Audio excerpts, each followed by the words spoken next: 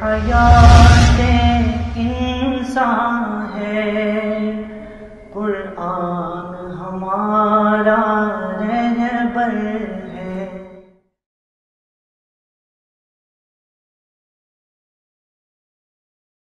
بسم اللہ الرحمن الرحیم، نحمده ونصلی علی رسولہ الکریم، اما بعد۔ السلام علیکم ورحمۃ اللہ وبرکاتہ۔ محترم ناظرین، پروگرام درس قرآن کے سلسلے میں آج ہم 8ویں پارے کے اہم مضامین، احکامات اور مقامات پر گفتگو کریں گے۔ 8ویں پارے کی ابتدا میں اللہ رب العزت فرماتے ہیں، بسم اللہ الرحمن الرحیم، وَلَوْ أَنَّنَا نَزَّلْنَا إِلَيْهِمُ الْمَلَائِكَةَ وَكَلَّمَهُمُ الْمَوْتَى وَحَشَرْنَا عَلَيْهِمْ كُلَّ شَيْءٍ قُبُلًا مَا كَانُوا لِيُؤْمِنُوا إِلَّا أَن يَشَاءَ اللَّهُ وَلَكِنَّ أَكْثَرَهُمْ يَجْهَلُونَ۔ 7ویں پارے کے آخر میں مشرکین کا یہ مطالبہ ذکر کیا گیا تھا کہ اگر کوئی ہمیں حسی معجزہ دکھا دیا جائے تو ہم ایمان لے آئیں گے۔ اللہ رب العزت نے یہاں ان کے اس دعوے کی تردید فرمائی اور بتا دیا کہ وَلَوْ أَنَّنَا نَزَّلْنَا إِلَيْهِمُ الْمَلَائِكَةَ، اور اگر ہم ان کے پاس فرشتوں کو بھی بھیج دیتے، وَكَلَّمَهُمُ الْمَوْتَى، اور ان سے مردے باتیں کرنے لگتے۔ کتنی بڑی بات ہے کہ فرشتوں کو اللہ تعالیٰ بھیج دیتے۔ اس کے علاوہ یہ کہ وہ لوگ جو دنیا سے جا چکے ہیں، قبروں میں پہنچ چکے ہیں، وہ ان سے باتیں کرنے لگتے۔ اللہ رب العزت فرماتے ہیں چونکہ ان کا دل صاف نہیں ہے، نیت میں مخلص نہیں ہے، اور اسلام کو دل سے چاہا نہیں، پسند نہیں کیا، عقل کے اندر، دل کے اندر، دماغ کے اندر فتور ہے، فرمایا ما کانوا لیؤمنوا، یہ پھر بھی ایمان نہیں لائیں گے۔ یعنی ان کو بڑے سے بڑا معجزہ، اور اس سے بڑا کیا ہو سکتا ہے کہ اللہ رب العزت فرشتوں کو بھیج دیں، اور اس سے بھی بڑا کہ مردے اٹھ کے ان سے باتیں کرنے لگیں۔ اللہ رب العزت فرماتے ہیں چونکہ ان کا دل صاف نہیں ہے، یہ ایمان لانے والے نہیں ہیں۔ اس کے بعد فرمایا وَكَذَلِكَ جَعَلْنَا لِكُلِّ نَبِيٍّ عَدُوًّا شَيَاطِينَ الْإِنسِ وَالْجِنِّ يُوحِي بَعْضُهُمْ إِلَى بَعْضٍ زُخْرُفَ الْقَوْلِ غُرُورًا وَلَوْ شَاءَ رَبُّكَ مَا فَعَلُوهُ فَذَرْهُمْ وَمَا يَفْتَرُونَ۔ اور اسی طرح ہم نے ہر نبی کے دشمن بہت سے شیطان پیدا کیے تھے، کچھ آدمی اور کچھ جن۔ گویا کہ شیطان، جیسا کہ قرآن کریم کی آخری صورت کے اندر بھی اس کا تذکرہ ہے، الذی یوسوس فی صدور الناس من الجنۃ والناس، برائی کی طرف دعوت دینے والے، نیکی کے کام سے روکنے والے۔ نہ صرف شیطان جو کہ جنات کی ایک قسم ہے وہ ہوتے ہیں، بلکہ انسانوں میں سے بھی بعض لوگ شکلاً، طبعاً، وضعاً تو انسان ہوتے ہیں، لیکن اپنے کردار کے اعتبار سے اور اعمال کے اعتبار سے وہ بالکل شیطان کی طرح ہوتے ہیں، اور جیسے وہ برائیوں کی دعوت دیتا ہے ایسے یہ لوگ بھی برائیوں کی دعوت دیتے ہیں۔ تو نبی اکرم صلی اللہ علیہ وسلم کو تسلی دی جا رہی ہے کہ یہ جو دشمنی ہو رہی ہے، یہ جو مخالفت ہو رہی ہے، یہ صرف آپ کی نہیں، ہر نبی کے ساتھ یہی معاملہ ہوا ہے۔ پھر فرمایا افغیر الذی ابتغی حکما وہو الذی انزل الیکم الکتاب مفصلا، یعنی جو یہ لوگ معجزات مانگتے ہیں، آپ کے اوپر کوئی ضروری نہیں ہے کہ جو یہ طلب کریں آپ وہ معجزہ ان کو دکھائیں۔ فرمایا افغیر الذی ابتغی حکما، فرمایا تو کیا اللہ کے سوا کسی اور فیصلہ کرنے والے کو تلاش کروں، حالانکہ وہ ایسا ہے کہ اس نے ایک کتاب کامل تمہارے پاس بھیج دی ہے۔ یعنی نبی اکرم صلی اللہ علیہ وسلم کو بتا دیا گیا کہ آپ کے پاس ویسے بھی مختلف معجزات ہیں، یہ لوگ تو کبھی ایک معجزہ مانگتے ہیں، کبھی دوسرا مانگتے ہیں، انہوں نے تو ایمان لانا نہیں، جیسے کہ پہلی آیت کے اندر یہ اس بات کا تذکرہ ہوا۔ اور اتنا بڑا معجزہ قرآن کریم کا، جیسے کہ سورہ بقرہ کے اندر اس معجزے کا تذکرہ بھی ہے کہ یہ اتنا بڑا معجزہ ہے، پوری دنیا عجم اور پوری دنیا عرب جمع ہو کر اگر ایک صورت بھی اس کے مقابلے کی لے آئے تو پھر مان لیا جائے گا کہ یہ اپنی طرف سے کہی ہوئی باتیں ہیں، یہ اللہ کا کلام نہیں ہے۔ تو فرمایا تو یقیناً تم ایسا نہیں کر سکے ہو اور نہ کر سکو گے، تو پھر آسان سی بات ہے، مان لو۔ تو نبی اکرم صلی اللہ علیہ وسلم کو بتا دیا گیا کہ یہ آپ سے تسلسل کے ساتھ معجزات مانگتے رہیں گے۔ اللہ رب العزت نے دیگر معجزات سے ہٹ کر قرآن کریم کی شکل میں کتنا بڑا معجزہ دیا ہے کہ اس کے بعد کسی اور معجزے کی ضرورت ہی نہیں ہے۔ دین کے اندر پہلی شخصیت اور دین کے اندر سب سے معتبر ترین شخصیت اور دین کی بنیاد اور شارع وہ نبی اکرم صلی اللہ علیہ وسلم کی ذات ہے۔ تو انسانوں کی کامیابی اس میں نہیں ہے کہ نبی اکرم صلی اللہ علیہ وسلم ان کی پیروی کریں، بلکہ انسانوں کی کامیابی اس میں ہے کہ وہ نبی اکرم صلی اللہ علیہ وسلم کی پیروی کریں۔ اس کے بعد فرمایا وَإِن تُطِعْ أَكْثَرَ مَنْ فِي الْأَرْضِ يُضِلُّوكَ عَنْ سَبِيلِ اللَّهِ، اور اگر آپ اکثر لوگوں کی بات مانیں گے جو دنیا میں ہیں تو وہ آپ کو اللہ کے راہ سے دور کریں گے۔ يُضِلُّوكَ عَنْ سَبِيلِ اللَّهِ، گویا کہ اللہ رب العزت نے امت کو یہ بتا دیا کہ نبی اکرم صلی اللہ علیہ وسلم کی بات ماننے میں امت کا بھلا ہے، امت کی فلاح و کامیابی ہے۔ یہ نہیں کہ نبی امت کی بات مانے، بلکہ امت کی ذمہ داری ہے کہ وہ نبی علیہ السلام کی بات مانے۔ یا اس بات کی طرف بھی اشارہ کر دیا کہ بہت سارے لوگ اگر ایک چیز کو چاہتے ہیں، جیسا کہ موجودہ دور میں ہمارے ہاں مغربی جمہوریت کا رواج ہے اور کثیر تعداد میں لوگ کسی بات پر جمع ہو جاتے ہیں، متفق ہو جاتے ہیں، تو فرمایا یہ کوئی حق بات ہونے کی دلیل نہیں ہے۔ حق یہ ہے کہ قرآن و سنت کا راستہ صحیح راستہ اور جو اللہ نے راستہ بتایا ہے وہ راستہ، اگرچہ وہ تعداد کے اندر قلیل ہی کیوں نہ ہوں۔ اور پھر نبی اکرم صلی اللہ علیہ وسلم نے فرمایا کہ میری امت 73 فرقوں میں بٹ جائے گی، جن میں سے صرف ایک فرقہ جنتی ہوگا، باقی سب جہنمی۔ اور پھر آپ صلی اللہ علیہ وسلم نے اس جنتی فرقے کی علامت اور نشانی بتا دی، فرمایا ما انا علیہ و اصحابی، کہ کامیاب گروہ اور کامیاب جماعت وہ ہیں جس پر میں اور میرے صحابہ ہیں، کہ جن لوگوں نے میرے عمل کو اور میرے صحابہ اکرام رضی اللہ عنہم اجمعین کے عمل کو معیار بنایا، وہ لوگ کامیاب ہیں۔ اس سے ہٹ کر کسی اور راستے کے پیچھے جو لوگ چلے وہ ناکام ہوں گے اور ناکامی ان کا مقدر ہوگی۔ اس کے بعد مومن اور کافر کو ایک مثال سے سمجھایا، فرمایا اَوَمَنْ كَانَ مَيْتًا فَأَحْيَيْنَاهُ وَجَعَلْنَا لَهُ نُورًا يَمْشِي بِهِ فِي النَّاسِ كَمَنْ مَثَلُهُ فِي الظُّلُمَاتِ لَيْسَ بِخَارِجٍ مِّنْهَا كَذَلِكَ زُيِّنَ لِلْكَافِرِينَ مَا كَانُوا يَعْمَلُونَ۔ فرمایا ایمان والے کی مثال صحیح راستے پر چلنے والے کی طرح ہے جو اپنی ایمانی نور سے آگے بڑھتا ہے اور منزل کو پا لیتا ہے، جبکہ کافر کی مثال اپنے کفر کی وجہ سے، اندھیرے اور تاریکی کی وجہ سے وہ بھٹکتا رہتا ہے اور راستہ بھول جاتا ہے۔ فرمایا یہ دونوں برابر کبھی بھی نہیں ہو سکتے، بلکہ یقیناً مومن کامیاب ہے اور کافر ناکام ہے، اس لیے کہ مومن کے پاس راستے پر چلنے کے لیے روشنی ہے اور کافر اپنی تاریکی کے اندر چھپا ہوا ہے، تاریکیوں کے اندر گم ہے، اس کو راستے کا ہی نہیں پتا۔ پھر کفار کی ایک عجیب منطق کا ذکر کیا اور عجیب بات کا ذکر کیا، فرمایا وَإِذَا جَاءَتْهُمْ آيَةٌ قَالُوا لَن نُؤْمِنَ حَتَّى نُؤْتَ مِثْلَ مَا أُوتِيَ رُسُلُ اللَّهِ، کہ جب کافروں کے پاس کوئی ہماری آیت آتی ہے، ہماری نشانی آتی ہے اور نبی بتاتے ہیں کہ بھئی یہ بات مان لو، تو وہ کہتے ہیں ہم تب ایمان لائیں گے جبکہ ہمارے ساتھ بھی وہی معاملہ ہو جو انبیاء علیہم السلام کے ساتھ معاملہ ہوتا ہے۔ یعنی ہم ہرگز ایمان نہ لائیں گے جب تک کہ ہم کو بھی ایسی ہی چیز نہ دی جائے جو اللہ کے رسولوں کو دی جاتی ہے، جیسا کہ ان پر وحی کی جاتی ہے ویسے ہم پر وحی کی جائے تو پھر ہم ایمان لائیں گے۔ اللہ رب العزت نے بڑا آسان جواب دیا، فرمایا اللہ اعلم حیث یجعل رسالتہ، کہ یہ تقسیم کرنا کہ کس پر وحی اتارنی ہے، کس کو نبی بنانا ہے، کس کو نبی نہیں بنانا، یہ اللہ رب العزت کی ذمہ داری ہے، مخلوق کی ذمہ داری نہیں ہے۔ تو اللہ رب العزت بہت بہتر جانتے ہیں کہ اس نے اپنی نبوت کا تاج کس کے سر پر رکھنا ہے اور اس نے کس کو محروم رکھنا ہے۔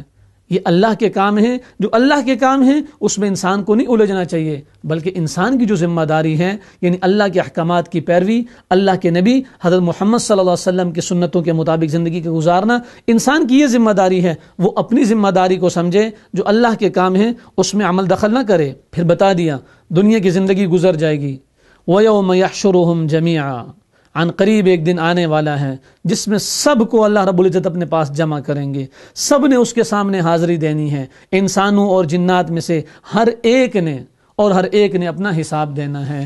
اس لیے انسان دنیا کے اندر بڑی سوچ سمجھ کے زندگی گزارے۔ اور پھر انسانوں اور جنوں سے خطاب فرمایا، یا معشر الجن والانس الم یأتکم رسل منکم یقصون علیکم آیاتی وینذرونکم لقاء یومکم ھذا، چونکہ کل قیامت کے دن جب کافروں، فاسقوں، منافقوں، گناہگاروں کے اوپر اللہ رب العزت اپنا فیصلہ سنائیں گے تو وہ مختلف پینترے بدلیں گے، کہیں گے جی ہمارے پاس تو کوئی نبی نہیں آیا، ہمیں تو بتایا ہی کسی نے نہیں، ہمیں کیوں سزا دی جا رہی ہے؟ تو جب اس طرح کی باتیں کریں گے، اللہ رب العزت یہاں ہمیں یہ بتا رہے ہیں کہ شروع میں تو پینترے بدلنے کی کوشش کریں گے، راہ فرار اختیار کرنے کی کوشش کریں گے، لیکن جب اللہ تعالیٰ حقائق سامنے رکھیں گے تو وہ خود ہی اعتراف کریں گے۔ یا معشر الجن والانس الم یأتکم رسل منکم یقصون علیکم آیاتی، اے جنات اور انسانوں کی جماعت، کیا تمہارے پاس تم میں سے ہی پیغمبر نہیں آئے تھے؟ وہ پیغمبر کیا کرتے تھے؟ یقصون علیکم آیاتی، جو تم کو میرے احکامات بتاتے تھے، وَيُنذِرُونَكُمْ لِقَاءَ يَوْمِكُمْ هَذَا، اور تم کو اس آج کے دن کی خبر دیتے تھے اور ڈراتے تھے۔ قالوا شہدنا علی انفسنا، یہاں شہدنا علی انفسنا سے اس بات کی دلیل ہے کہ اگرچہ شروع میں وہ انکار کریں گے، لیکن جب حقائق سامنے لائے جائیں گے تو وہ خود ہی مان جائیں گے کہ بالکل انبیاء علیہ الصلوۃ والسلام آئے تھے، انہوں نے ہمیں بتایا تھا، دعوت دینے والوں نے دعوت دی تھی، لیکن ہم نے اپنی بدبختی کی وجہ سے انکار کیا۔ پھر جب انہوں نے اپنے منہ سے خود ہی اقرار کر لیا، قالوا شہدنا علی انفسنا وغرتهم الحیات الدنیا، اور خود ہی کہہ دیا کہ ہمیں دنیا کی زندگی نے دھوکہ دیا، وشہدوا علی انفسہم انہم کانوا کافرین، اور خود ہی اپنے اوپر گواہی دے دی۔ تو اب بچنے کا کون سا راستہ ہے؟ خود ہی کہہ دیا کہ ہم کافر تھے، ہم انکار کرنے والے تھے، ہم تیرے راستے سے فرار اختیار کرنے والے تھے۔ پھر مشرکین کی حماقتوں کا تذکرہ ہے کہ جب آدمی اللہ کو چھوڑتا ہے، شرک پر آتا ہے، فسق اور گناہ کی طرف جاتا ہے، تو کتنی بڑی بڑی بے وقوفیاں اور حماقتیں کرتا ہے۔ فرما رہے ہیں وَجَعَلُوا لِلَّهِ مِمَّا ذَرَأَ مِنَ الْحَرْثِ وَالْأَنْعَامِ نَصِيبًا فَقَالُوا هَذَا لِلَّهِ بِزَعْمِهِمْ وَهَذَا لِشُرَكَائِنَا، کہ اللہ تعالیٰ نے جو کھیتی اور مویشی پیدا کیے ہیں، ان لوگوں نے ان میں سے کچھ حصہ اللہ کا مقرر کیا اپنے گمان سے، اور کچھ حصہ اپنے شرکاء کا مقرر کیا، لیکن فَمَا كَانَ لِشُرَكَائِهِمْ فَلَا يَصِلُ إِلَى اللَّهِ، اب جو حصہ انہوں نے اپنے شریکوں کے لیے رکھا ہوا تھا، اپنے بتوں کے لیے رکھا ہوا تھا، تو اس حصے میں سے تو اللہ کے حصے میں کچھ نہ ڈالتے۔ وَمَا كَانَ لِلَّهِ فَهُوَ يَصِلُ إِلَى شُرَكَائِهِمْ، اور جو حصہ انہوں نے اللہ کے لیے رکھا تھا، اپنے معبودان باطلہ کا حصہ کم ہو جاتا، تو اس میں سے اللہ کے حصے میں سے اٹھا کر ان معبودان باطلہ یعنی بتوں کے نام پر جو حصہ رکھا تھا، جو مجاورین وغیرہ کو دیتے تھے یا جو بتوں کی نگہبانی کرتے تھے، تو اس حصے کے ساتھ ملا دیتے، گویا کہ نعوذ باللہ من ذالک کہ اللہ کی عظمت ان کے دل میں کم اور بتوں کی عظمت زیادہ تھی۔ یہی تو وجہ تھی کہ بتوں کے حصے کو اٹھا کر اللہ کے حصے میں نہیں ڈالتے تھے، لیکن جب بتوں کا حصہ کم ہو جاتا تو اللہ کے حصے میں سے وہ گندم وغیرہ اٹھا کر بتوں کے حصے میں ڈال دیتے، یعنی بتوں کے حق میں کمی کوتاہی برداشت نہیں کرتے تھے، جبکہ اللہ کے حق میں برداشت کر لیتے۔ اس سے بڑی حماقت کیا ہوگی؟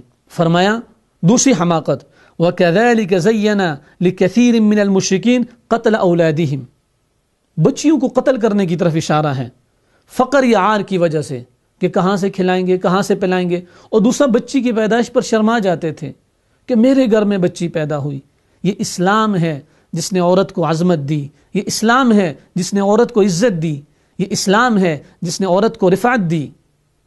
اسلام نے عورت کو ماں کی شکل میں، بیٹی کی شکل میں، بیوی کی شکل میں پیش کیا، بہن کی شکل میں، اور اس کو اعلیٰ سے اعلیٰ مقام دیا، ماں کے قدموں تلے جنت بتائی، ورنہ وہ تو بچی پیدا ہو جاتی تو شرما جاتے تھے، اور اس شرم و حیا میں اس حد تک آگے چلے جاتے کہ بچی کو قتل کر دیتے تھے۔ یہ ایک اور حماقت۔ تیسری حماقت وَقَالُوا هَذِهِ أَنْعَامٌ وَحَرْثٌ حِجْرٌ لا يطعمها إلا من نشاء بزعمهم وأنعام حرمت ظهورها وأنعام لا يذكرون اسم الله عليها افتراء عليه۔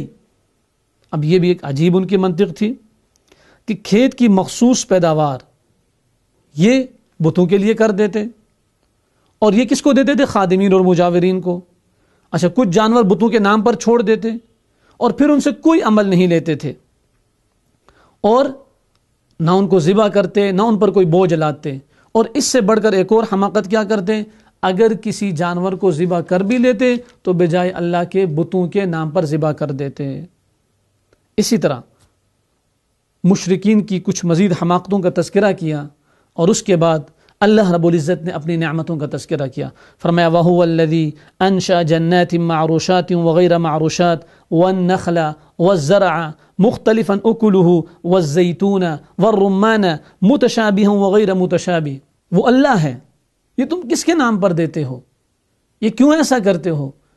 کیوں بتوں کو اللہ پر نعوذ باللہ ترجیح دیتے ہو؟ ان کے نام پر کیوں چیزیں چھوڑتے ہو؟ کیوں ان کے نام پر ذبح کرتے ہو؟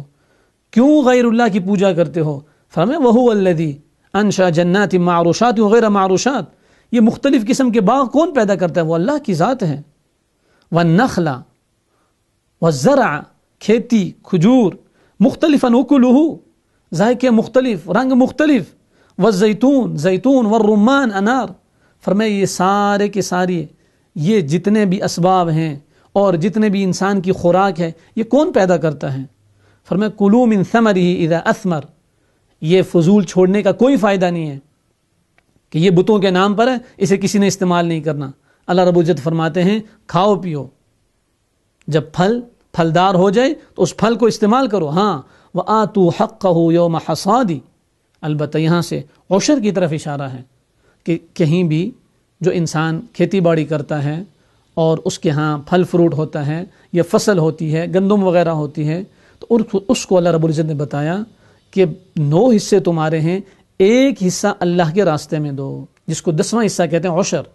ہر 10 کلو میں سے 1 کلو، ہر من میں سے یعنی 40 کلو میں سے 4 کلو اللہ کے راستے میں دو، اور ان مستحقین کو دو جن پر زکوٰۃ لگتی ہے۔ لیکن یہ کوئی ترتیب نہیں کہ نہ تم خود فائدہ اٹھاتے ہو نہ کوئی اور انسان فائدہ اٹھاتا ہے۔ اللہ رب العزت نے ایسی تمام چیزوں سے منع فرما دیا۔ مشرکین کے باطل عقائد، ان کا تذکرہ، اور یہودیوں کی بے اعتدالیاں، اس کا تذکرہ۔ اس کے بعد اللہ رب العزت 10 وصیتیں یا 10 نصیحتیں، ان کا تذکرہ یہاں کر رہے ہیں۔ جو انسان ان 10 باتوں کو اپنا لے گا، اختیار کر لے گا، وہ دنیا اور آخرت میں کامیاب ہو جائے گا، اس کی دنیا اور آخرت کی کامیابی یقینی ہے۔ اور پھر ہر 2-3 نصیحت کے بعد اللہ رب العزت بتا رہے ہیں کہ یہ تمہارا رب تم کو نصیحت کر رہا ہے، یہ تمہارا معبود تمہیں نصیحت کر رہا ہے، یہ تمہارا خدا، تمہارا آقا تمہیں نصیحت کر رہا ہے۔ وہ 10 نصیحتیں کیا ہیں؟ فرمایا قُلْ تَعَالَوْا أَتْلُ مَا حَرَّمَ رَبُّكُمْ عَلَيْكُمْ، فرمایا آپ کہہ دیجئے آؤ أَتْلُ مَا حَرَّمَ رَبُّكُمْ عَلَيْكُمْ، میں تمہیں بتاتا ہوں جو چیزیں تمہارے رب نے تم پر حرام کی ہیں۔ پہلی چیز اللہ تشرکوا بہ شیئا، اس کے ساتھ کسی چیز کو شریک نہ ٹھہراؤ۔ سورہ آل عمران میں گزرا تھا قل اللہم مالک الملک، اے اللہ تو ہی بادشاہوں کا بادشاہ ہے، تؤتی الملک من تشاء، تو جس کو چاہتا ہے بادشاہت دیتا ہے، وتنزع الملک ممن تشاء، جس سے چاہتا ہے بادشاہ لے لیتا ہے، وتعز من تشاء، تو جس کو چاہتا ہے عزت دیتا ہے، وتذل من تشاء، جس کو چاہتا ہے ذلیل کر دیتا ہے، بیدک الخیر، ساری خیر تیرے ہاتھ میں ہے۔ اور مختلف آیات کے اندر اس کا تذکرہ آیا، ان اللہ فالق الحب والنوا، گٹھلی کو پھاڑنے والا اور ہر چیز کو پیدا کرنے والا، عزت ذلت کامیابی ناکامی سارے کے سارے خزانے صرف اللہ کے پاس ہیں، کسی کے پاس نہیں ہے۔ کوئی اولاد نہیں دے سکتا، کوئی انسان کو نوکری نہیں دے سکتا، کوئی انسان کو مال نہیں دے سکتا، اسباب نہیں دے سکتا، صرف اللہ کی ذات ہے۔ اس کے ساتھ کسی کو شریک نہ ٹھہرایا جائے، نہ اس کی صفات میں، نہ اس کی عبادت میں، نہ کسی اور کے سامنے جھکنا ہے، نہ کسی اور کو اللہ کے علاوہ معبود برحق سمجھنا ہے، نہ کوئی مشکل کشا ہے، نہ کوئی حاجت روا ہے سوائے اللہ کے۔ تو پہلی چیز، پہلا اصول اللہ رب العزت نے بتایا، جو چیز اللہ رب العزت نے انسان پر حرام کی ہے ان میں سے پہلی چیز شرک، کہ اللہ کے ساتھ شرک نہیں کرنا، وبالوالدین احسانا، اور اپنے والدین کے ساتھ بھلائی والا معاملہ کرنا، ان کے ساتھ تواضع اور انکساری کے ساتھ پیش آنا۔ دوسری جگہ فرمایا اگر وہ کافر ہیں پھر بھی ان کے حقوق ادا کرو، ہاں بے دینی میں اور مذہب سے ہٹ کر باتوں میں ان کی پیروی نہ کرو۔ ولا تقتلوا اولادکم من املاق، اور فقر کے خوف سے اولاد کو قتل نہ کرو، حرام ہے، جرم ہے۔ فرمایا نحن نرزقکم وإیاہم، روزی ہم دیتے ہیں تو تمہیں کیا ہے، یہ ہماری ذمہ داری ہے، تم اس کی پریشانی نہ کرو۔ ولا تقربوا الفواحش ما ظہر منها وما بطن، اور بے حیائی کے قریب نہ جاؤ، وہ بے حیائی ظاہری ہو یا وہ بے حیائی باطنی ہو۔ ظاہری بے حیائی فحاشی، عریانی جیسے شادی بیاہ کے اندر ہوتی ہے، رسم و رواج کے اندر ہوتی ہے، یا باطنی دل کے اندر چھپ چھپ کے عورتوں سے ملنا، ان سے ملاقاتیں کرنا، ظاہری اور باطنی ہر قسم کی بے حیائی کو اللہ رب العزت نے حرام قرار دے دیا۔ وَلَا تَقْتُلُوا النَّفْسَ الَّتِي حَرَّمَ اللَّهُ إِلَّا بِالْحَقِّ، کسی انسان کو ناحق قتل کرنا، ناجائز اور حرام، شرک نہیں کرنا، والدین کے ساتھ احسان کرنا ہے، اولاد کو قتل نہیں کرنا، بے حیائی کے نزدیک نہیں جانا، ظاہری ہو یا باطنی ہو، اور کسی انسان کو ناحق قتل نہیں کرنا۔ اس کے بعد اللہ رب العزت فرماتے ہیں ذَلِكُمْ وَصَّاكُمْ بِهِ لَعَلَّكُمْ تَعْقِلُونَ، ان کا تم کو تاکیدی حکم دیا تاکہ تم سمجھ سکو۔ اس کے بعد مزید 5 نصیحتیں ہیں۔ وَلَا تَقْرَبُوا مَالَ الْيَتِيمِ، یتیم کے مال کو نہیں کھانا۔ 7ویں وَأَوْفُوا الْكَيْلَ وَالْمِيزَانَ بِالْقِسْطِ، ناپ تول کا تذکرہ کیا کہ صحیح تولو، صحیح ماپو، صحیح اندازہ کرو، بیع و شراء میں زیادتی نہ کرو کسی کے ساتھ۔ وَإِذَا قُلْتُمْ فَعْدِلُوا، اور جب بھی بات کرو انصاف والی بات کرو، سچی بات کرو، جھوٹی بات نہ کرو۔ وَبِعَهْدِ اللَّهِ أَوْفُوا، اور اللہ رب العزت سے کیے ہوئے وعدے کو پورا کرو۔ 9ویں نصیحت وَبِعَهْدِ اللَّهِ أَوْفُوا، اللہ رب العزت سے کیے ہوئے وعدے کو پورا کرو۔ 10ویں نصیحت وَأَنَّ هَذَا صِرَاطِي مُسْتَقِيمًا، اور صراط مستقیم کی اتباع کرو۔ یہ 10 نصیحتیں ہیں جو اللہ رب العزت نے کی ہیں، اور اس کے آخر میں فرمایا ذَلِكُمْ وَصَّاكُمْ بِهِ لَعَلَّكُمْ تَتَّقُونَ، یہ تمہارا رب اس لیے تمہیں وصیتیں اور نصیحتیں کر رہا ہے تاکہ تم متقی بن جاؤ اور پرہیزگار بن جاؤ۔ اس کے بعد انسان کو تسلی دی اور انسان کے حوصلے کو بڑھایا۔ فرمایا من جاء بالحسنۃ فلہ 10 امثالها، جو ایک نیکی کر کے آئے گا اللہ تعالیٰ اس کو 10 گنا اجر دیں گے۔ ومن جاء بالسیئۃ، اور جو کوئی برائی کرے گا فلا یجزا الا مثلها، اس کو اس کے بدلے میں اتنی سزا دی جائے گی جتنی برائی کرے گا۔ وہم لا یظلمون، اور فرمایا ان کے ساتھ ظلم نہیں کیا جائے گا۔ اور اصول اور ضابطہ بتا دیا قل ان صلاتی و نسکی و محیای و مماتی للہ رب العالمین، اے نبی صلی اللہ علیہ وسلم آپ فرما دیجئے کہ بالیقین میری نماز، قربانی، میرا جینا اور میرا مرنا صرف اس اللہ کے لیے ہے جو جہانوں کا رب ہے، کسی اور کے لیے نہیں۔ اگر ذرا سا شائبہ بھی آ گیا تو پھر ساری عبادت ضائع ہو جائے گی۔ اس لیے جو بھی عبادت کی جائے وہ صرف اللہ رب العزت کی رضامندی کے لیے کی جائے۔ حیات انسان ہے، قرآن ہمارا رہبر ہے۔ محترم ناظرین، اس کے بعد سورہ اعراف ہے اور یہ مکی صورت ہے۔ اس میں 206 آیتیں اور 24 رکوع ہیں۔ سورہ اعراف کی ابتدا بسم اللہ الرحمن الرحیم، الف لام میم صاد، کتاب انزل الیک فلا یکن فی صدرک حرج منہ لتنذر به وذکری للمؤمنین۔ الف لام میم صاد حروف مقطعات ہیں۔ اس کے بعد نبی اکرم صلی اللہ علیہ وسلم کے دائمی معجزے قرآن کریم کا تذکرہ ہیں۔ فرمایا کتاب انزل الیک فلا یکن فی صدرک حرج منہ، کہ یہ ایک کتاب ہے جو آپ کے پاس اس لیے بھیجی گئی ہے کہ آپ اس کے ذریعے سے ڈرائیں۔ فلا یکن فی صدرک حرج منہ، سو آپ کے دل میں اس سے بالکل تنگی نہ ہو۔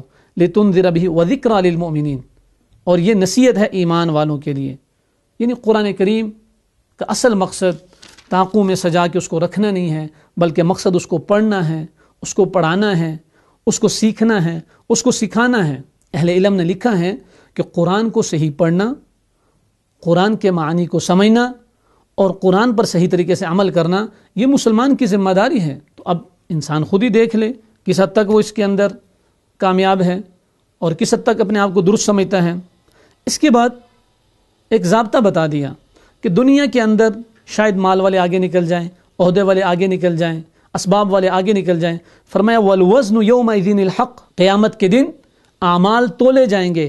فمن ثقلت موازینہ فاولئک هم المفلحون، جس کے اعمال کا پلڑا بھاری ہو گیا وہ لوگ کامیاب ہیں۔ ومن خفت موازینہ، اور جن کے اعمال کا پلڑا جھک گیا فاولئک الذین خسروا انفسهم بما كانوا بآیاتنا یظلمون، تو یہ لوگ ناکام ہو جائیں گے۔ بہت عام فہم سی بات ہے، ہم اس بات کو کیوں نہیں سمجھتے کہ اللہ رب العزت نے قرآن کریم میں جہاں کی ہی وعدہ کیا ہے وہ اعمال پر وعدہ کیا ہے۔ قرآن کریم میں ایک مقام اور ایک جگہ بھی ایسی نہیں جہاں اللہ رب العزت نے یہ فرمایا ہو کہ تم جو مرضی کرتے رہو قیامت کے دن تمہیں کامیاب کر دوں گا۔ ہر جگہ فرمایا کہ اعمال کی بدولت جو اللہ کی رضا کے لیے بہترین نیت کے ساتھ خالص اسی کی رضا کے حصول کے لیے کیے جائیں، وہ لوگ کامیاب ہوں گے۔ بد اعمالیاں کر کے، برے اعمال کر کے پھر یہ باتیں کرنا کہ اللہ معاف کرنے والا ہے، حضور نبی اکرم صلی اللہ علیہ وسلم نے اس کو بے وقوفی اور احمقانہ پن سے تعبیر کیا ہے۔ تو اس لیے اعمال کی کوشش کرنی چاہیے، اور پھر انسان کو بتا دیا کہ انسان کی حقیقت کیا ہے۔ فرمایا وَلَقَدْ خَلَقْنَاكُمْ ثُمَّ صَوَّرْنَاكُمْ، ہم نے تم کو پیدا کیا، پھر ہم نے تم کو شکل دی، پھر ہم نے تمہاری صورت بنائی۔ آدم علیہ السلام کی تخلیق کی طرف اشارہ ہے۔ ثُمَّ قُلْنَا لِلْمَلَائِكَةِ اسْجُدُوا لِآدَمَ فَسَجَدُوا إِلَّا إِبْلِيسَ لم يكن من الساجدین، پھر ہم نے تمہاری عظمت کو واضح کرنے کے لیے نورانی مخلوق فرشتوں سے کہا کہ انسان کو سجدہ کرو۔ اس کی تفصیل سورہ بقرہ میں گزر چکی کہ آدم علیہ السلام کو فرشتوں نے سجدہ کیا اور شیطان نے سجدہ نہیں کیا۔ اللہ رب العزت شیطان سے مخاطب ہے، جس وقت اس نے سجدے سے انکار کر دیا، قال ما منعك الا تسجد اذا امرتك، تجھے کیا ہوا، کس چیز نے تجھے روکا ہے کہ میں تجھے حکم دے رہا ہوں تو سجدہ نہیں کر رہا آدم کو؟ تو شیطان نے آگے سے کیا کہا، انا خیر منہ، میں آدم سے بہتر ہوں۔ قال فاهبط منها فما يكون لك ان تتكبر فيها فاخرج انك من الصاغرين، کہ تو اب ذلیل ہو چکا، تجھے کوئی حق نہیں ہے کہ یہاں رہ کر تو تکبر کر، میں تجھے حکم دے رہا ہوں اور تو آگے سے بجائے ماننے کے دلیلیں دے رہا ہے۔ فرمایا نکل جا یہاں سے۔ اب شیطان نے آگے سے کیا کیا، قال انظرنی الی یوم یبعثون، کہا کہ مجھے قیامت تک مہلت دی جائے، مجھے قیامت تک زندگی دی جائے۔ اللہ رب العزت کے ہاں چونکہ دنیا کی زندگی کی کوئی حیثیت نہیں، فرمایا انک من المنظرین، تجھے زندگی دے دی گئی ہے، قیامت تک تو زندہ رہے گا۔ شیطان نے اپنی زندگی کا مقصد کیا بتایا، قال فبما اغویتنی، کہ جن کے سبب تو نے مجھے گمراہ کیا، کہ انسان کے سبب تو نے مجھے گمراہ کیا، لأقعدن لهم صراطک المستقیم، میں قسم کھاتا ہوں کہ میں ان کے لیے آپ کی سیدھی راہ پر بیٹھوں گا، پھر کیا کروں گا، ثم لآتینہم من بین ایدیہم ومن خلفہم وعن ایمانہم وعن شمائلہم، پھر میں ان پر حملہ کروں گا ان کے آگے سے اور ان کے پیچھے سے اور ان کے دائیں سے اور ان کے بائیں سے۔ یہ شیطان نے اللہ رب العزت کے سامنے قسم کھا کر اللہ سے عہد کیا ہے کہ میں انسانوں کو گمراہ کروں گا۔ اللہ رب العزت نے اس کی ساری گفتگو کے جواب میں کیا فرمایا، فرمایا قال اخرج منها مذءوما مدحورا، اللہ رب العزت نے فرمایا کہ یہاں سے ذلیل و خوار ہو کر نکل جا، لمن تبعك منهم لأملأن جهنم منكم اجمعین، جو شخص ان میں سے تیرا کہنا مانے گا میں ضرور تم سب سے جہنم کو بھر دوں گا۔ اللہ رب العزت نے بھی اپنا فیصلہ سنا دیا کہ تو گمراہی پر زور رکھ، جو میرے بندے ہوں گے میری پیروی کریں گے، وہ تیرے دکھلاوے کے اندر اور تیرے بہکاوے کے اندر نہیں آئیں گے، لیکن جو نہ قدری کریں گے نہ شکری کریں گے، میری بات چھوڑ کر تیری بات مانیں گے، میں تجھے بھی اور انہیں بھی جہنم کے اندر ڈال دوں گا۔ دوسری طرف حضرت آدم علیہ السلام کا تذکرہ ہے کہ جنت کے اندر شیطان نے کیسے ان کو بہکایا اور کیسے آدم علیہ السلام کو جس درخت سے روکا گیا تھا اس کی طرف مائل کیا۔ تو بہرحال جب آدم علیہ السلام کو اپنی غلطی کا احساس ہو گیا کہ اللہ رب العزت نے اس درخت سے روکا تھا اور اللہ رب العزت نے فرمایا تھا کہ اس کے قریب نہ جاؤ، جب قریب چلے گئے تو پھر جو غلطی ہو گئی تو پھر اب اس غلطی کی تلافی کی کیا صورت بنائی، قال ربنا ظلمنا انفسنا وان لم تغفر لنا وترحمنا لنكونن من الخاسرین۔ یہ فرق ہے شیطان کے عمل میں اور آدم علیہ السلام کے عمل میں۔ شیطان نے ہٹ درمی کی، ضد کی، عناد کی، مقابلے کی کوشش کی اور دلائل دیے، آدم علیہ السلام نے انکساری کی، عجز کا اظہار کیا، اپنی غلطی کو مان لیا، تسلیم کیا اور کہا ربنا ظلمنا انفسنا۔ حضرت آدم علیہ السلام اور حضرت حوا علیہ السلام نے کیا الفاظ بولے، ربنا ظلمنا انفسنا، اے ہمارے رب ہم نے اپنی جانوں پر ظلم کیا، وَإِن لَّمْ تَغْفِرْ لَنَا، اور اگر آپ نے ہماری مغفرت نہ کی، وَتَرْحَمْنَا، اور ہم پر رحم نہ کیا، لَنَكُونَنَّ مِنَ الْخَاسِرِينَ، ہم نقصان اٹھانے والوں میں سے ہوں گے۔ اللہ رب العزت نے ان کی اس عاجزی اور انکساری کو قبول فرمایا۔ پھر اس صورت کے اندر یہ واحد صورت ہے جس میں اللہ رب العزت نے یا بنی آدم کے لفظ کو 4 دفعہ ذکر کیا ہے، یکے بعد دیگرے۔ کسی دوسری قرآن کی صورت میں یا بنی آدم، اے آدم کی اولاد، یہ الفاظ 4 دفعہ نہیں آئے، لیکن اس صورت کے اندر 4 دفعہ آئے ہیں۔ فرمایا یا بنی آدم قد انزلنا علیکم لباسا یواری سوآتکم وریشا، کہ اے آدم کی اولاد، ہم نے تمہارے لیے لباس پیدا کیا جو تمہاری شرمگاہوں کو بھی چھپاتا ہے اور موجب زینت بھی ہے۔ وَلِبَاسُ التَّقْوَى ذَلِكَ خَيْرٌ، اور تقوی کا لباس یہ اس سے بڑھ کر ہے۔ لباس، اللہ رب العزت نے اس کی فضیلت بیان کی جس سے انسان اپنے جسم کو چھپاتا ہے۔ فرمایا لباس کا بنیادی مقصد اور پہلا مقصد جو اللہ رب العزت نے بتایا وہ زیب و زینت نہیں، پہلا مقصد یہ کہ جو ستر کو چھپائے۔ اسی لیے حضور نبی اکرم صلی اللہ علیہ وسلم نے ایسی عورتوں کے بارے میں جو کہ لباس تو پہنتی ہیں لیکن بہت باریک اور بہت چست لباس پہنتی ہیں، فرمایا نساء کاسیات عاریات، یہ ظاہری طور پر تو انہوں نے اپنے جسم کو ڈھانپا ہوا ہوتا ہے لیکن حقیقتاً یہ ننگی عورتیں ہیں۔ کیوں کہ اللہ رب العزت فرما رہے ہیں کہ لباس کا بنیادی مقصد انسان کا اپنے جسم کو ڈھانپنا ہے، تو ایسا لباس جس میں جسم نظر آئے، جسم نمایاں ہو، جسم عیاں ہو، وہ لباس نہیں ہے۔ پھر دوبارہ فرمایا یا بنی آدم لا یفتننکم الشیطان کما اخرج ابویکم من الجنہ ینزع عنہما لباسہما لیریہما سوآتہما، کہ ابلیس لعین نے آدم علیہ السلام اور حضرت حوا کے لباس اتروا دیے تھے، چونکہ جب جنت کے اندر انہوں نے وہ مخصوص درخت اس کے قریب چلے گئے اور اس کو استعمال کیا، کھا لیا تو بے لباس ہو گئے۔ بڑی ہی واضح بات بتا دی کہ یہ ابلیس لعین کا حملہ تھا۔ اس سے تیسری مرتبہ جو یا بنی آدم کا خطاب ہے اس میں کیا فرمایا؟ یا بنی آدم خذوا زینتکم عند کل مسجد، تاکید کر دی کہ اے اولاد آدم تم مسجد کی حاضری کے وقت اپنا لباس پہن لیا کرو۔ کفار اور مشرکین ننگا طواف کرتے تھے۔ محترم ناظرین، سمجھنے کی بات یہ ہے کہ یا بنی آدم کے جو 4 خطاب ہیں ان میں سے 3 لباس کے متعلق ہیں۔ یہ خطاب 3 دفعہ یہ جو لگاتار آیا اور اس میں لباس کا تذکرہ ہوا، اہل علم نے لکھا ہے کہ اس کا مقصد یہ ہے کہ یہ بڑا مکار اور چالاک ہے، یہ دوست کے روپ میں آتا ہے، دوست کے لباس میں آتا ہے اور حقیقتاً دشمن ہوتا ہے، اور پھر اس کے اندر انسان سے کوتاہی ہوتی ہے، غلطی ہوتی ہے۔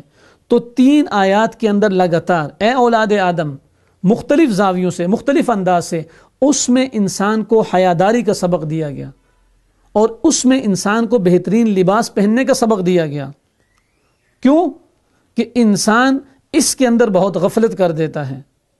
تو اب اللہ رب العزت نے واضح طور پر فرما دیا کہ ابلیس لعین کی جو کوشش ہے، اس کی جو کاوشیں ہیں، اس میں سے جو بنیادی ہدف اور مقصد ہے وہ انسانوں کو بے حیا بنانا ہے، بے شرم بنانا ہے، ان کے اندر سے غیرت کے مادے کو ختم کرنا ہے۔ گویا یہ مغربی معاشرے کے منہ پر تمانچہ ہے جو عورت کے حقوق کے نام پر اسے ننگا اور بے آبرو کر رہے ہیں۔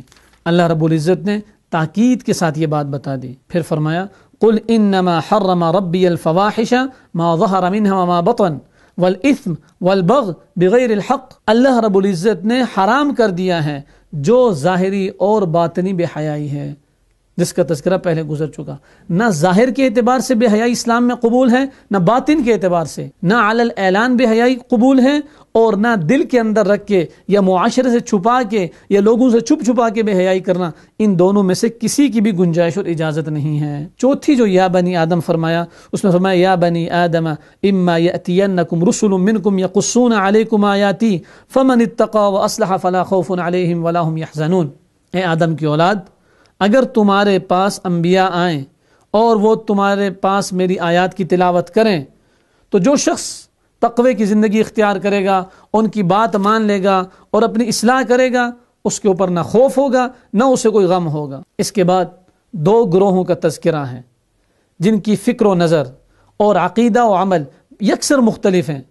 پہلے کافروں کا تذکرہ ہے، ان الذین کذبوا بآیاتنا واستکبروا عنہا، کہ بے شک وہ لوگ جنہوں نے ہماری نشانیوں کو جھٹلایا، آیات کو جھٹلا دیا، واستکبروا عنہا، اور ان سے تکبر کیا، لا تفتح لهم ابواب السماء، ان کے لیے آسمان کے دروازے نہیں کھولے جائیں گے، یعنی نہ ان کے اعمال قبول ہوں گے، نہ ان کا ایمان قبول ہوگا، نہ ان کی دعا قبول ہوگی۔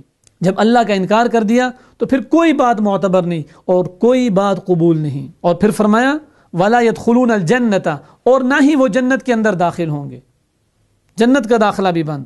فرمایا حتی یلج الجمل فی سم الخیاط، یہاں تک کہ اونٹ سوئی کے ناکے کے اندر سے نہ چلا جائے.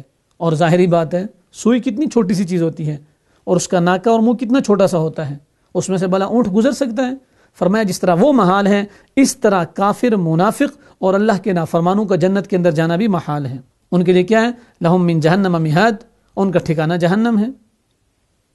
اس کے بعد اہل ایمان کا تذکرہ ہے. ایمان والوں کو اللہ رب العزت جنت سے نوازیں گے، نعمتوں سے نوازیں گے. اور پھر جنت اور جہنم والوں کا مکالمہ ذکر کیا. فرمایا وَنَادَى أَصْحَابُ الْجَنَّةِ أَصْحَابَ النَّارِ أَنْ قَدْ وَجَدْنَا مَا وَعَدَنَا رَبُّنَا حَقًّا فَهَلْ وَجَدْتُمْ مَا وَعَدَ رَبُّكُمْ حَقًّا، کہ ہمیں تو جو ہمارے رب نے ہمارے ساتھ وعدے کیے تھے، جو نعمتیں، وہ ساری کی ساری نعمتیں اللہ رب العزت نے ہمیں دی ہیں، تو جو اللہ نے تم سے وعدہ کیا تھا کیا وہ وعدہ بھی پورا ہوا؟ قالوا نعم، وہ خود ہی کہیں گے ہاں وہ وعدہ بھی پورا ہوا. اور اب یقین آ گیا کہ نافرمانیوں کا انجام بہت برا ہے اور اس کا نتیجہ سوائے جہنم اور اس کے عذاب کے اور کوئی نہیں ہے. ایک طبقہ جنت والا ہے، ایک طبقہ جہنمیوں کا ہے، ایک اور طبقہ اس کا تذکرہ آیا جس پر اس سورت کا نام بھی ہے سورہ اعراف. اعراف اصل میں جنت اور جہنم سے ہٹ کر ایک تیسرا مقام ہے کہ اعمال صالحہ میں پیچھے رہ جانے والے مسلمان وہ جنت میں بھی نہیں جا سکیں گے لیکن جہنم میں بھی داخل نہیں ہوں گے. جنت اور جہنم کے درمیان ایک ٹیلا وہاں ہوں گے، ان کو اصحاب اعراف کہتے ہیں. تو ان کا تذکرہ درمیان میں آیا اور ان کی تھوڑی سی گفتگو ذکر کی. لیکن اہل علم نے لکھا ہے نتیجہ اور انجام یہی ہوگا کہ اللہ رب العزت ان کے بارے میں یہی فیصلہ کریں گے کہ آخرکار ان کو جنت دے دی جائے گی. پھر وَنَادَى أَصْحَابُ النَّارِ، یہاں جہنم والے جنت والوں کو پکار رہے ہیں. وَنَادَى أَصْحَابُ النَّارِ أَصْحَابَ الْجَنَّةِ أَنْ أَفِيضُوا عَلَيْنَا مِنَ الْمَاءِ، جہنمی لوگ جنت والوں سے کہیں گے کہ یہ ٹھنڈا، میٹھا اور تازہ پانی جو تم پی رہے ہو، جس سے تم سراب ہو رہے ہو، ہماری تو جان نکلی جا رہی ہے اس عذاب سے، اس وحشت سے، اس گرمی سے، تھوڑا سا پانی ہمیں بھی دے دو. لیکن کیا ہوگا؟ کیا جہنم والوں کی اس پکار پر جنت والے ان کو کچھ دے دیں گے؟ کبھی نہیں.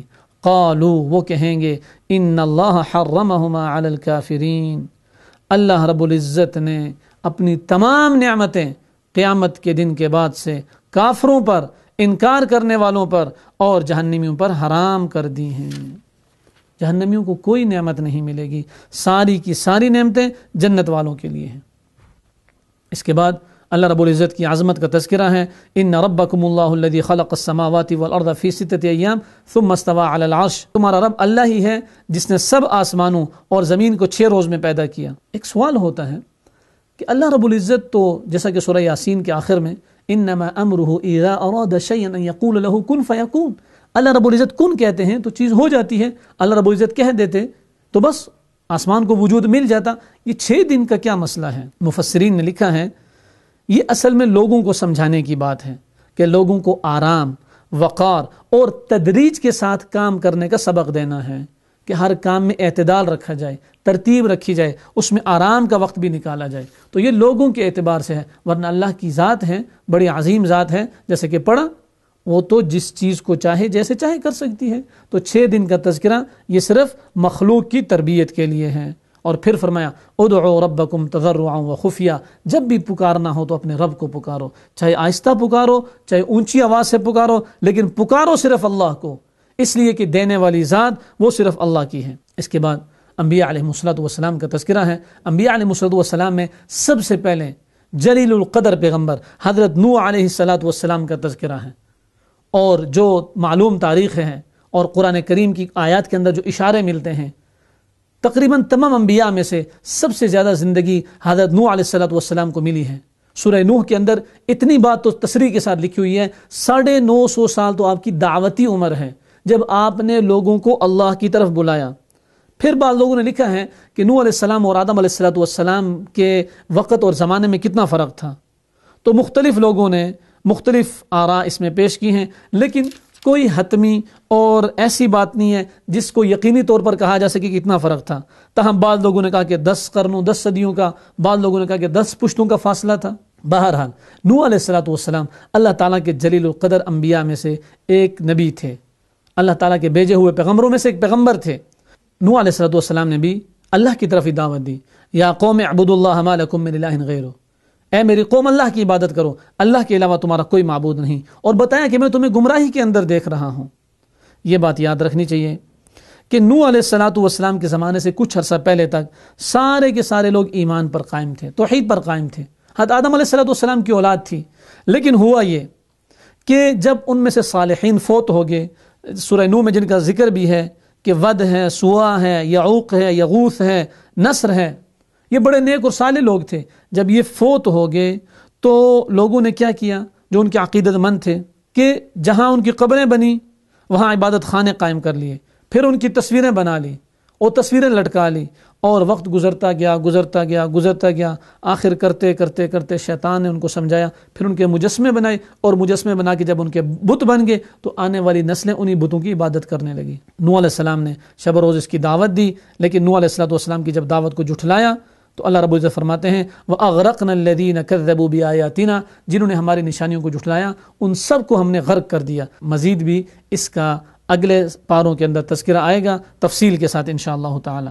اس کے بعد حضرت ہود علیہ السلام کا تذکرہ ہے، جن کو قوم عاد کی طرف بھیجا گیا، بڑے جلیل القدر نبی ہیں، ان کی بھی دعوت کے وہی الفاظ ہیں، یا قوم اعبدوا اللہ ما لکم من الہ غیرہ، اے میری قوم اللہ کی عبادت کرو، اللہ کے علاوہ کوئی معبود برحق نہیں ہے۔ فرمایا ابلغکم رسالات ربی وانا لکم ناصح امین، میں اللہ کے پیغام کو تمہارے تک پہنچا رہا ہوں، میں تمہارا خیر خواہ بھی ہوں اور امانت دار بھی ہوں، نہ تم سے کوئی ضد ہے، نہ تم سے کوئی دشمنی ہے، بلکہ خیر خواہی ہے، اور پھر اس پیغام پہنچانے میں مجھے ذرا برابر بھی خیانت نہیں ہے، میں تمہارا خیر خواہ ہوں اور امین بھی ہوں، امانت دار بھی ہوں، میں کوئی غلط بات نہیں پہنچا رہا، پوری امانت کے ساتھ اور وثوق کے ساتھ جو اللہ نے پیغام دیا ہے وہ تم تک لا کے پہنچا رہا ہوں۔ لیکن سابقہ قوموں کی طرح ان میں سے بھی بہت کم لوگوں نے بات مانی اور کہا اجئتنا لنعبد اللہ وحدہ ونذر ما كان يعبد آباؤنا، عجیب جواب کہ ہم نے اپنے آباء و اجداد کو ایک خاص طرز پر،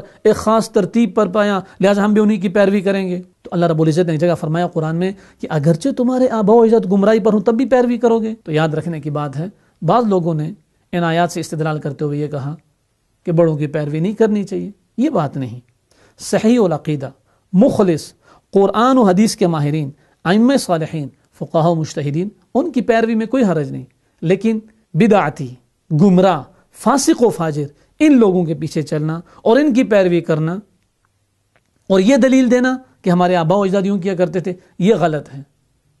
لیکن اسی آیت کو لے کر اہل علم کے اوپر رد کرنا یہ صحیح نہیں ہے۔ اس کے بعد انجام بتا دیا، فَأَنْجَيْنَاهُ وَالَّذِينَ مَعَهُ بِرَحْمَةٍ مِنَّا، غرض ہم نے ان کو اور وہ لوگ جو ان کے ساتھ تھے اپنی رحمت سے نجات دے دی، وَقَطَعْنَا دَابِرَ الَّذِينَ كَذَّبُوا بِآيَاتِنَا، اور ان لوگوں کی جڑ کاٹ دی جنہوں نے ہماری آیتوں کو جھٹلایا تھا۔ اس قوم پر تیز و تند ہوا کا عذاب آیا تھا، اور یہ بڑے طاقتور لوگ تھے، اور جیسا کہ سورہ حاقہ اور دیگر صورتوں میں اس کا تفصیل سے تذکرہ ہے، یہ ہوا 7 راتیں اور 8 دن مسلسل چلتی رہی، جس نے ہر چیز کو تہس نہس کر کے رکھ دیا۔ اس کے بعد حضرت صالح علیہ السلام کا تذکرہ ہے کہ ان کی دعوت کے بھی الفاظ کیا تھے۔ ان کو قوم ثمود کی طرف بھیجا گیا تھا، یا قوم اعبدوا اللہ ما لکم من الہ غیرہ، اے میری قوم اللہ کی عبادت کرو، تمہارے لیے اللہ کے علاوہ کوئی معبود برحق نہیں۔ البتہ حضرت صالح علیہ السلام کی قوم کو آزمائش کے لیے ایک اونٹنی دی گئی، اور انہوں نے لوگوں کو بتایا هذه ناقۃ اللہ لکم آیۃ فذروها تأکل فی ارض اللہ ولا تمسوها بسوء فیأخذکم عذاب علیم، کہ یہ جو اونٹنی ہے یہ اللہ کی نشانی ہے، اس کو چھوڑ دینا، کھاتی پیتی رہے اور اس کو ہاتھ نہیں لگانا، اگر تم اس کے ساتھ چھیڑخانی کرو گے تمہیں دردناک عذاب ملے گا۔ لیکن ان لوگوں نے بجائے ماننے کے الٹا جو نبی نے بات بتائی اس کو ماننے کے بجائے نافرمانی پر اتر آئے، اور جائے کہ اس اونٹنی کو چھوڑتے، فعقروا الناقۃ وعتوا عن امر ربهم، پس انہوں نے اس اونٹنی کو مار ڈالا۔ انجام کیا ہوا؟ فاخذتهم الرجفہ فاصبحوا فی دارهم جاثمین، زلزلہ، اور دوسری صیحۃ کے الفاظ آئے ہیں، زوردار چیخ، اور سارے کے سارے ہلاک ہو گئے۔ اس کے بعد حضرت شعیب علیہ السلام کا تذکرہ ہے۔ حضرت شعیب علیہ السلام کو اللہ رب العزت نے قوم مدین کی طرف بھیجا تھا، اور ان کی بھی دعوت وہی تھی، یا قوم اعبدوا اللہ ما لکم من الہ غیرہ۔ یہ لوگ تاجر تھے اور خرید و فروخت میں کمی زیادتی کرتے تھے، ناپ تول صحیح طریقے سے نہیں کرتے تھے۔ نبی کیوں آتے تھے؟ امت کے اندر جو غلطی کوتاہی کمی ہوتی تھی اس کو دور کرنے کے لیے، اور زندگی کے ہر شعبے کو اور زندگی کے ہر معاملے کی تصحیح اور درستگی کے لیے تشریف لاتے تھے۔ تو چونکہ یہ ناپ تول میں کمی کرتے تھے، انہوں نے روکا اور اپنی قوم کو واضح طور پر بتایا۔ کیا بتایا؟ اوفوا الکیل والمیزان، ناپ تول کو برابر رکھو، پورا پورا تولو اور صحیح طریقے سے تولو اور کمی زیادتی نہ کرو، لوگوں کو دھوکہ مت دو، تجارت کے اصول بتائے۔ لیکن ان لوگوں نے بھی انکار کر دیا، اور ان کا انجام کیا ہوا یہ انشاءاللہ اگلے پروگرام میں ہوگا۔ اللہ تعالیٰ کمی کوتاہی کو معاف کر کے صحیح پر عمل کرنے کی توفیق نصیب فرمائے۔ حیات انسان